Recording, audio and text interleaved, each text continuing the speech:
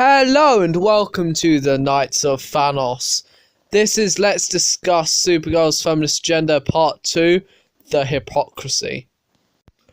Trigger warning. Repeat, this is a trigger warning for far-right people who can't accept other people have thoughts. Trigger warning. Trigger warning. Trigger warning. Out of all seriousness, this video is obviously going to have political elements, and like the previous one, I'm going to be analysing both sides from both political and philosophical analysis, as they are my two favourite subjects that I study at the moment and I'm going to go on and study at university. So if politics, when talking about comic books and superheroes, isn't really a thing, I suggest this is not the video for you. But if you want to listen to something new, then I'd recommend this discussion, as I don't want it to be one-sided. I just want it to be a discussion that continues, and hopefully the series can go on after this. The problem I've come across, and I'm trying to put this as firmly as possible, it's not exclusive to people towards the right of the political spectrum, but it does seem mostly to be from that area, in the sense that people are only against politics in comics and TV shows when it's against their own. For instance, people are against the politics in Supergirl because it's against their own, but they're fine with conservative characters such as the Punisher, Batman, and they're even fine with characters being changed from the comics, in the fact that Green Arrow has been made a conservative, or a more conservative outlook in Arrow than in the comics, where he is deeply left-wing democratic socialist. Imagine my shock. But they're fine with that being changed. And then their problem lies from the fact that the politics doesn't align with their own, and that's where their offence in a way. And their problem is not with the fact that there's politics in the show. Their problem is the fact that it doesn't align with theirs. For instance, they have a problem with people complaining about right-wing pro-gun ownership attitudes from people towards the left in regards to storylines in Arrow and definitely the Punisher, yet they are the first to complain when someone in a TV show has pro-LGBT. They're the first to jump on and attack them and threaten to boycott it, where in fact a lot of other people tend to just watch it, not really caring about the political insight in a way, and they have the ability to watch both shows and read the comics that are either inherently left or right, and in some cases moderate, in the sense that the Captain America movies are centre left towards moderate, whereas the Iron Man movies are more right leaning, but then they kind of switch in Civil War if you look deeper in the political attitudes, which will maybe be a video for another time. But as I was saying, the problem is when the politics doesn't this is from both right and left. The problem is when the politics doesn't align with the viewer's belief. Like, both left people have a problem with the Punisher and Green Arrow's approaches because Green Arrow in the completely different story, but have a problem with the conservative approach, and that's where their problems come from. And with people on the right, they have a problem with Supergirl and air quotes SJW, because it doesn't agree. They don't agree with it. Their problem isn't that it's in there. The problem is that it doesn't agree with them, because if it was right-leaning conservative attitudes in there, they wouldn't complain that there was politics in it. Their problem comes from the fact that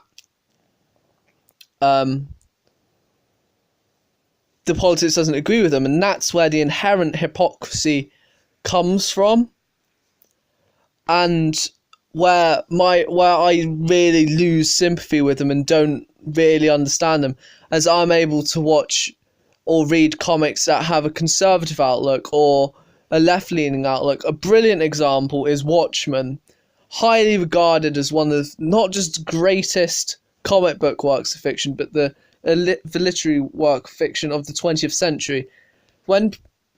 How they use politics in that is deeply true to the characters, and it balances perfectly in the same way that most shows do. But like I said, people's problem is that the politics doesn't agree with them. Like, it's inherently a part of Supergirl that it would be left-leaning, liberal, feminist attitudes. It's same can be said for Captain Marvel, which will be another future video.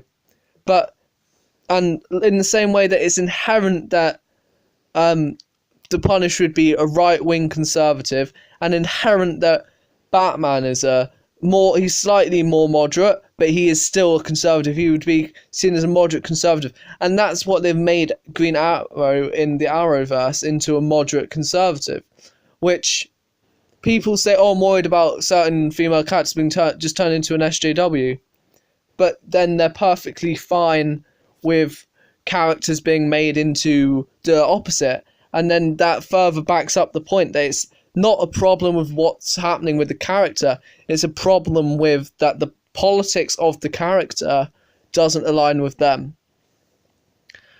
But this could then lean into the argument, then shouldn't politics be in it at all?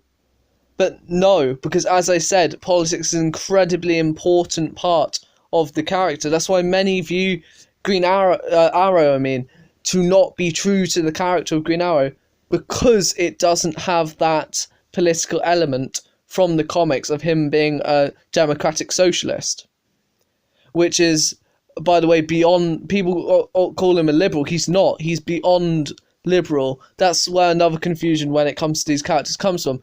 People view them as either conservative, liberal, or moderate, when actually the spectrum is much larger than that, and it's a socialist, liberal, and then conservative, and liberal's more of a centre ground. But it's the sometimes inability of people to see the centre ground and then trying to push themselves away on either side that leads towards the alienation from the show's characters and stories in the way that I've been discussing. Shock. Well, imagine my shock.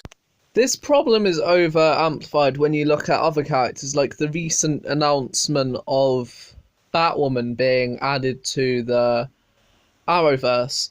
And yes, the Arrowverse usually bastardizes characters, as mentioned, with the only real exceptions being probably Supergirl, and an argument could be made for the Flash. But if you look at characters such as Green Arrow, Black Canary, they're totally ruined from the comics, and the same can be said for Hawkman and Hawkwoman.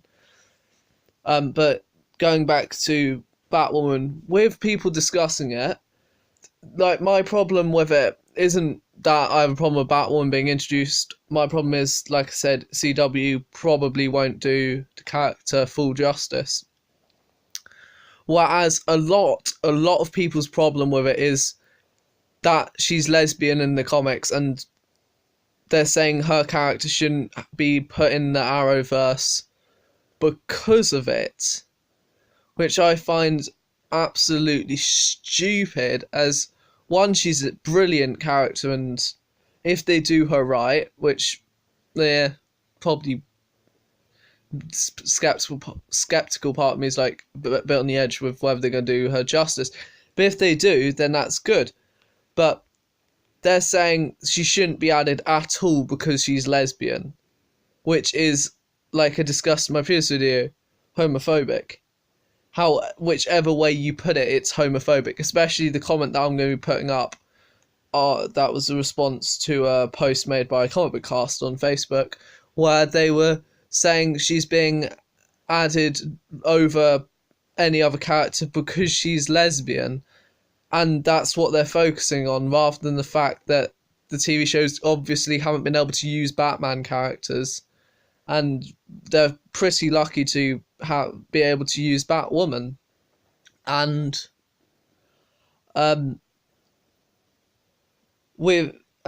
they're saying that the only reason they've chosen the character of Batwoman is because they want a lesbian character, which couldn't be further from the truth, as the legalities and applications of the characters in question, she was the only possible Batman character they could use. So it's pretty naive and foolish, if I'm so blunt, for them to actually say that.